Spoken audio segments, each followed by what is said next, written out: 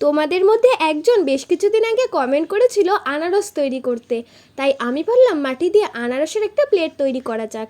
তো তার জন্য প্রথমেই দেখো মাটির গোল্লাটাকে আমি রুটি বেলার মতো বেলে নিয়েছিলাম, আর একটা কাগজের ওপর আনারসের শেপটা এঁকে নিয়েছিলাম, আর সেই কাগজটা এই মাটিটার ওপর বসিয়ে মাটিটাকে কেটে নিলাম। তারপরে ভালো মতো স্পঞ্জ দিয়ে সমান করে নিয়েছিলাম।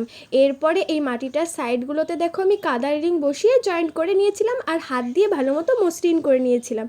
এরপর একটা স্টিক নিয়ে নিয়েছিলাম, সেটা দিয়ে এই প্লেটটার ভেতরে দেখো আমি দাগ টেনে নিয়েছিলাম, আর দাগ টেনে খোপ মতো করে নিয়েছিলাম। তারপরে মাটি দিয়ে ছোট ছোট বল তৈরি করে নিয়েছিলাম, সেই বলগুলো এই খোপের মধ্যে বসিয়ে দিলাম আর আঙ্গুল দিয়ে চেপে দিয়েছিলাম।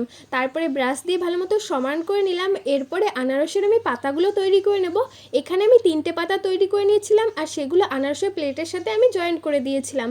এর পরের ভিডিওতে তোমাদের এটা কালার করে দেখাবো। আর এই আনারসের প্লেটটা তোমাদের কেমন লাগলো অবশ্যই কমেন্ট করে জানিও। ভালো লাগলে লাইক করো। সকলকে টাটা।